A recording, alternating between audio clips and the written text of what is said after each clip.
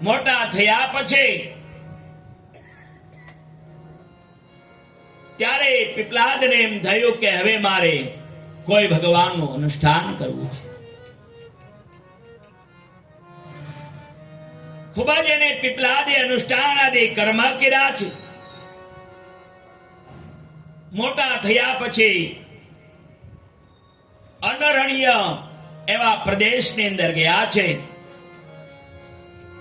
અને અનરણ્યની એક સુંદર મજાની કન્યા પદ્મા સાથે આ પીપલાદના લગ્ન થયા છે.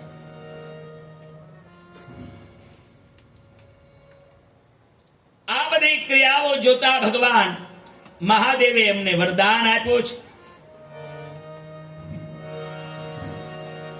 હે પીપલાદ, તમે બાળપણથી જે ભક્તિ કરી છે તેનાથી હું પ્રસન્ન થયો છું.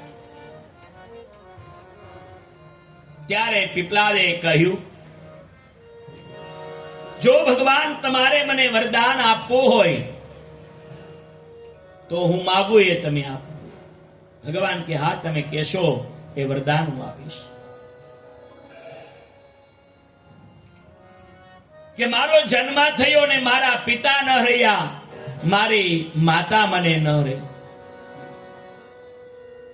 જન્મદાની સાથે મને માતા પિતાનો વિયોગ થયો છે. એનું કારણ શું? એનું કારણ એ શનિની પનોતી ચાલી રહી હતી. બાળકનો જન્મ થયો ને બાળકને શનિની પનોતી, એમાં એની માતા પિતાનો વિયોગ થયો. ત્યારે પીપલાદે કહ્યું કે પ્રભુ, તો મને એવા આશીર્વાદ આપો કે જે કોઈ બાળક જન્મે એને જન્મતાની સાથે ક્યારે શનિની પનોતી ન લાગવી જોઈએ. પરમાત્મા એને વરદાન આપ્યું કે જા તથાસ્તુ, તે બીજાના હિત માટે માંગ્યું છે એટલે હું તને વરદાન આપું છું. અને એ પરમાત્મા એને વરદાન આપ્યું છે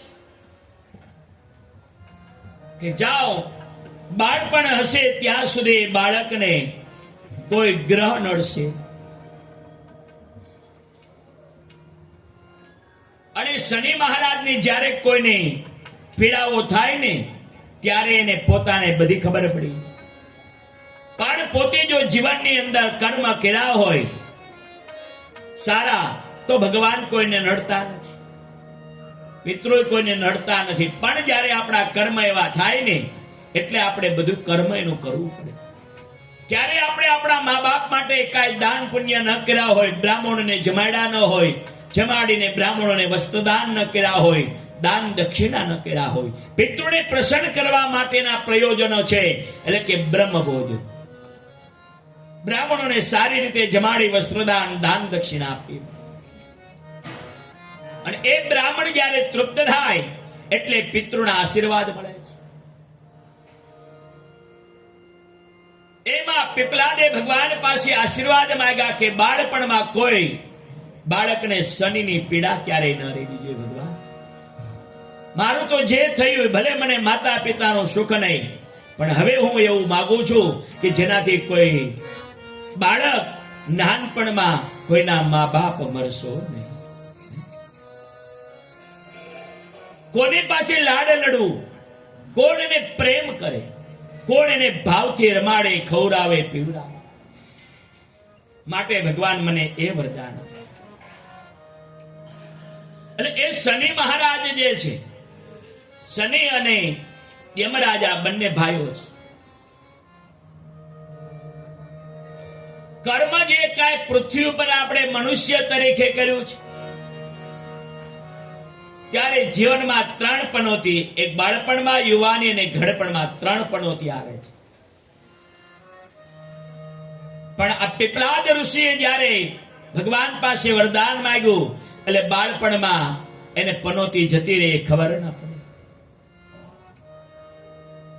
પણ જ્યારે યુવાન બને ત્યારે પનોતી થોડી ભારે હોય છે.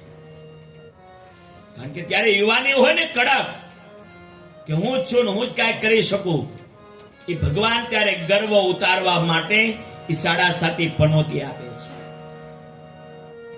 આપણે 20 વર્ષે કાંઈક ને કાંઈક મોટો ફટકો આવે છે.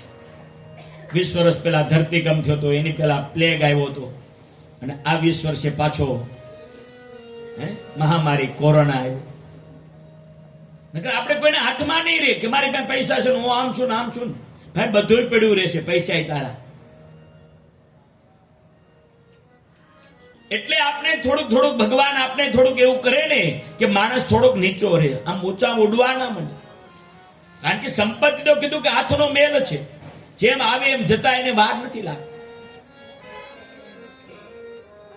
એમાં શનિ મહારાજે કીધું કે હું કોઈને નડતો નથી, પણ કર્મને આધીન એને ફળ અવશ્ય આપું છું. તો શનિ મહારાજને દંડનું ખાતું સોંપ્યું છે, અને મૃત્યુ પછીનું ખાતું યમરાજાને દંડનું આપ્યું છે. 2 ભાઈઓ છે. એટલે કીધું કર્મ સારા કરો. એક જ રાશિનો વ્યક્તિ હશે, એને શનિની પનોતી હશે, પણ એને કાંઈ ધંધામાં તકલીફ નહીં હોય. એ જ રાશિનો બીજો વ્યક્તિ હશે, ગમે એટલી મહેનત કરતો હશે, પણ શનિની પનોતીમાં એક ફેરું માણસ રોડપતિ થઈ જશે, રોડ ઉપર આવી જશે. એનું કારણ એનું કર્મ. પેલા માણસનું પૂર્વનું કર્મ બોલે છે, એટલે માણસને કાંઈ તકલીફ નથી પડતી.